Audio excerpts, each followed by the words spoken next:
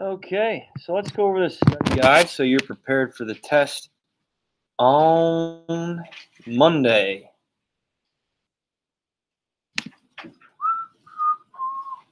So just a reminder, for those of you at home, please turn your bell ringers right here. Okay, it says bell ringers on the side. In classwork, topics, bell ringers right there. Turn that in. You can see the date for this week. Please turn in there. I'll give you credit. So no longer do you have to email me. Okay, you can just turn that in. It's due tonight, midnight. Hopefully you don't stay up that late, but it's there for you, just in case. Just in case. I'll come around and check it in here, so you guys are all good to go in here. No big deal. All right, study guide. How do you say study guide in Spanish?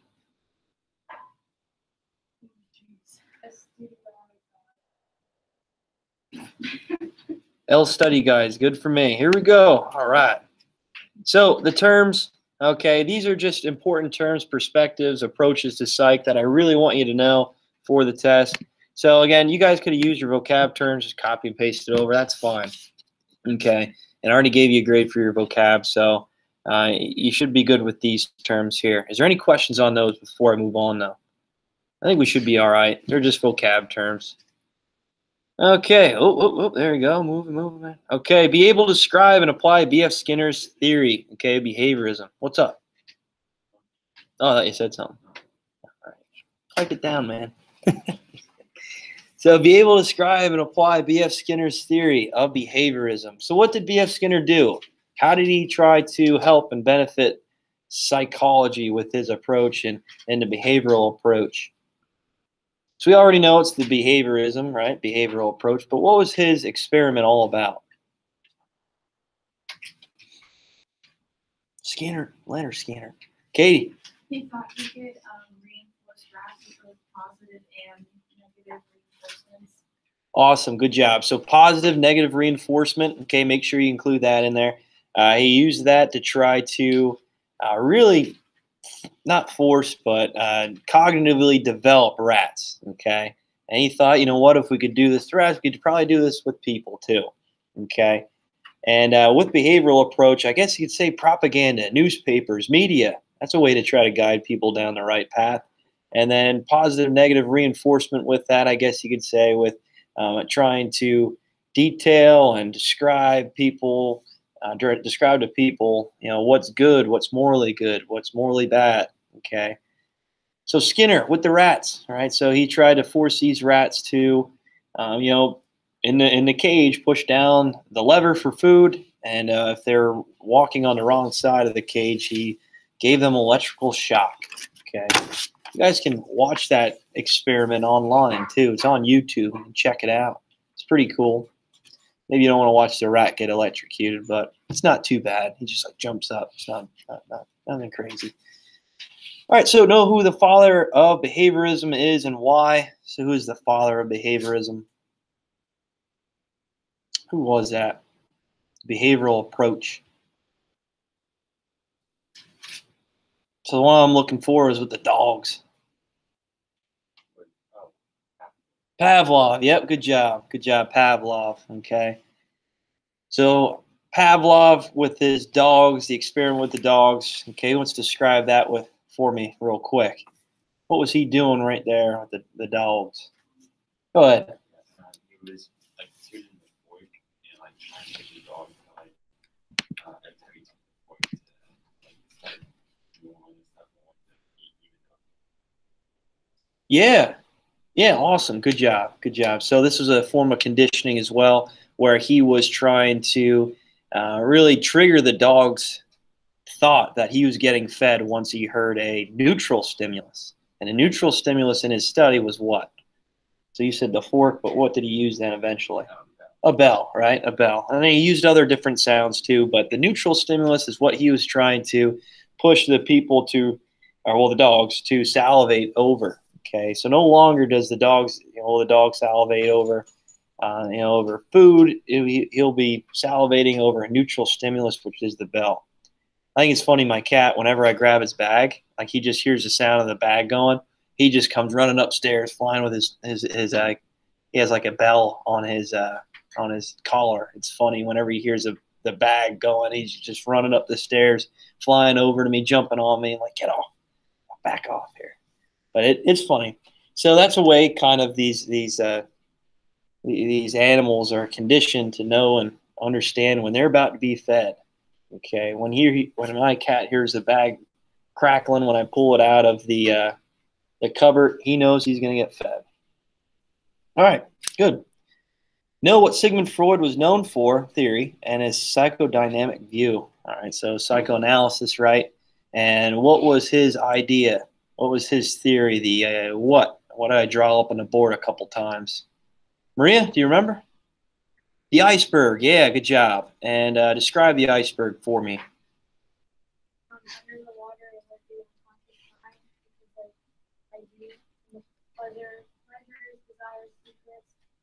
On the side, it's like it's above the water, but it's under the water too. It's the super ego, which is the moral angel on the shoulder, and then above the water was the conscious mind, which is our ego and our everyday. Yeah, the mediator, right? Okay, good job. So he resembled this unconscious drive. How we really who we are is this unconscious drive, the ID. It's underneath the water, it's submerged, totally underwater. And this is our pleasure-seeking principle, our acts, our desires. Okay, the secrets that we try to hide from people. But he says this unconscious drive, the ID, is actually driving our everyday actions. Okay, our interests, what we try to find for entertainment. Okay, our relationships with people. All right, and then partially submerged but out of the water is the superego. Okay, and that is our preconscious, right? And with the superego, that's our good moral character, the angel on our shoulder, the ID is the devil. Okay, and then the ego, which is out of the water, totally out of the water. Some of it's a little bit under, but for the most part, it's out of the water. The ego is the mediator. It's yourself, okay, your personality, how you try to moderate, mediate between the superego, which is the angel on your shoulder, the good moral characteristics that we should try to show every single day, and then the ID, the devil, okay, our innate desires, our pleasures. All right, good. Is there any questions on that? Good. All right, describe Piaget's cognitive developmental stages. Okay, the developmental stages here. The first stage is what? As a baby, 0 to 2. Rebecca? Sensory motor. Sensory motor, good job. And as a baby, we're always trying to sense the world around us, right? Okay, we're trying to understand and taste things and hear things and feel things, okay? And this is a stage where we are finally understanding, grasping object permanence. Okay, so peekaboos no longer affect when we're 2 years old. It's like, okay, you're just putting your hands in front of your face. You're actually not disappearing. All right, the next step is what? Lily? What's the next stage for Piaget's developmental stages? So we use sensory motor. Oh, who can help her? Katie? Pre-operational, good job. So ages 2 to 7. And this is where we're understanding some grammar. Okay, we're understanding how to speak. Okay, we're egocentric, which means we only see the world through our eyes. Okay, we can't really fit ourselves in other people's shoes. All right, good job. Intuitive stage as well, where these kids are using their imagination, have imaginary friends. Okay, and then the next stage after that, what is it? What is the next stage?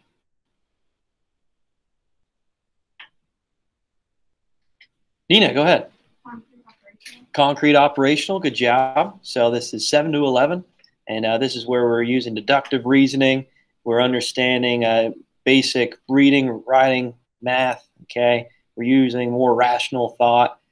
Egocentrism still there, but it's transitioning a little bit. The intuitive stage is still there a little bit. We still have a creative nature and an imaginary nature as well, okay, where we have a lot of, when we were understanding science and sci-fi movies and realizing that, you know what, this really can't be a thing, but at the same time, I use it as entertainment. I enjoy it, okay? Good. And then the last stage, which is 11 to whenever we die. Alex? Formal operational, right? So this is critical thinking. This is how we can use math and rational thinking. Okay, we can understand and build relationships with people. Okay, Egocentrism is gone. We can finally put ourselves in other people's shoes, view other perspectives on life. Okay. All right, are we good with that? Those stages there? Okay, pseudopsychology. What is that? Pseudopsychology. Forney, do you remember? It's like, really, dude? You calling me? Come on, man. What is pseudopsychology?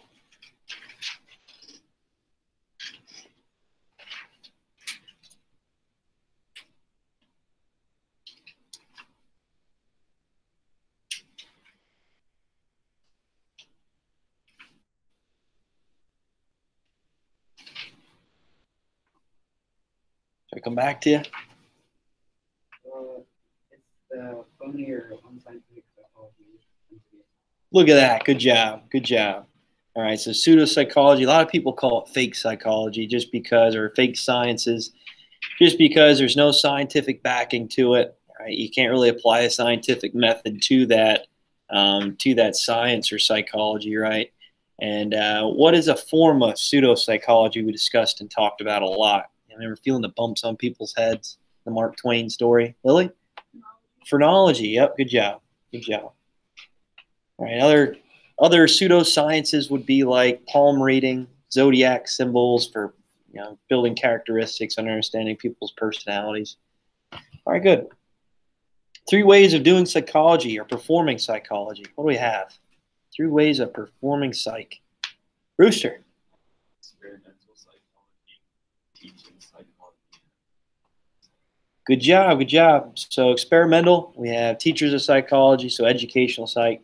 And then we also have applied psychology, so understanding the experiments that we just went through and applying that to the study to try to help people. All right, good. Maslow's hierarchy, we already went over that a lot. So the basic needs, okay, we have the physiological needs at the bottom. So food, water, okay. The next stage is safety, shelter, okay, how we can feel safe within our environment. Okay, the next one is what? Love and belonging. Okay, so how we can build relationships with people, our family members. Okay, we need to try to have that feeling of love. All right, and this is starting our psychological needs that we need. Spiritual, if you wanted to call it that, that's fine. And then right above love and belong, we have self-esteem, so hobbies, interests that we like. And finally, at the very top that we need to try to reach in our humanistic idea approach of psychology. What is it, Maria? The top of the pyramid. Yep, self-actualization. Good job, self-actualization. All right, last thing. I know it's on the test. I forgot to put it on here.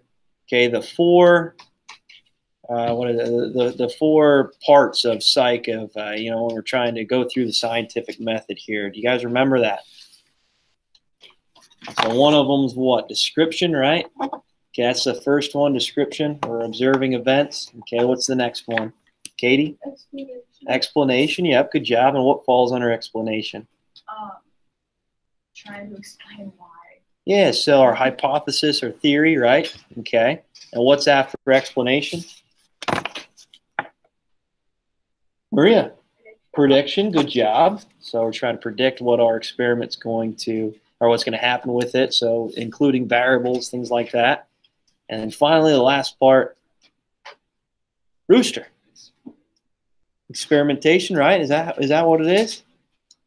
See, right, Alex? What's the last one? Rebecca? Influence. Yeah, good job. Influence, good. Influence. How we can try to influence behavior. How can we use that information that we just got from our study and apply it? Okay? Apply it. All right, good job, guys. That's it. That's it. Make sure you know, too, the scientific method that we talked about at the beginning of the chapter. I know what you're thinking, oh, that's been a while. It's been a while so far. Yeah, you're right, but it's good to remember. Good to remember. Okay, that's all I have.